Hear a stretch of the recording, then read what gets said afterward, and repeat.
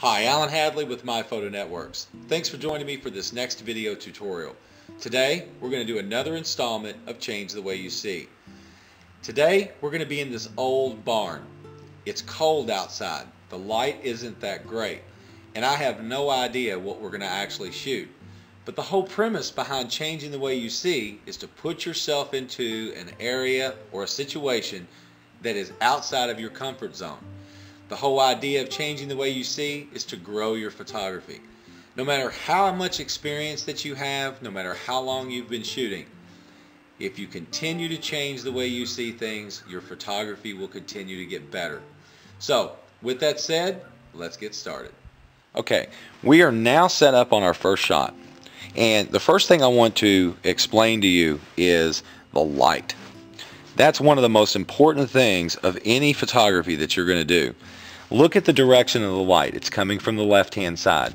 Look at all the details, all the little dimples in the bag, this piece of conduit here, the piece of metal, all the texture. Look at where the shadow's falling. And then formulate your image based on your good composition, okay, of how these elements work together.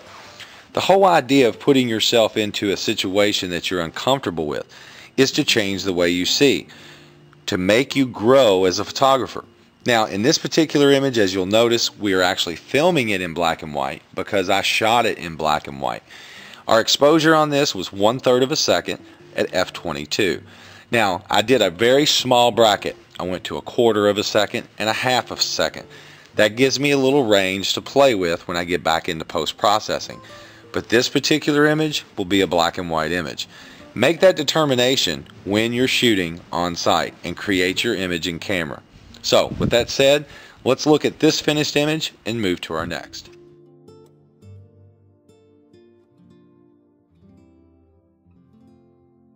We're set up on our next shot. As you can see, it's an old board. I'm shooting straight down on it. The light's coming from the right, as we can tell with our shadows. It's so abstract. That's what attracted me to this. The angle of the light and the direction of the light is what really brings out the texture in this image. When you're shooting something like this, what you want to pay attention to are all these peaks and valleys throughout the image. You want to find the most interesting composition that you can with the subject matter that you have available to you at that moment. The whole idea here is to find something different and something that's unique. And of course, with all of this paint being peeled, it's very unique. Now, I chose to shoot this in black and white because of the tonality of the subject itself. Our exposure was f/22 at 1/25th, 1/60th, and an 1/80th of a second. Let's look at this finished image and move on to our next shot.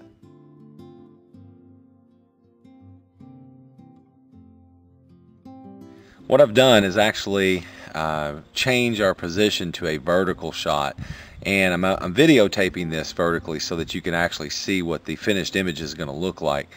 But what I've done is come in close to a corner on the barn where the gate or the fence is actually connecting to the barn. There was a little piece, as you can see in the shot here, a little piece of barbed wire that was hanging, creating this really neat shadow.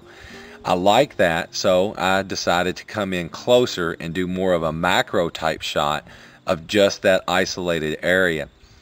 That's why it's so important that whenever you're shooting in a scenario like this, that you look at everything, because you can find great images if you just open your eyes and pay attention to the details. Let's look at this finished image and move on to our next shot.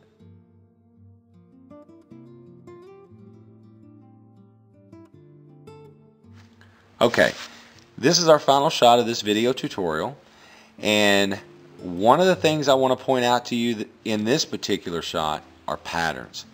The way the light's affecting the subject and the actual patterns itself. Now, this is probably going to be oriented as a vertical image. Horizontally, it could work too. The idea here is to look at every option when you're photographing a particular subject. Changing the way you see is simply looking at something in a different way. So, with that said, let's look at our final image, and that brings us to the end of this video tutorial.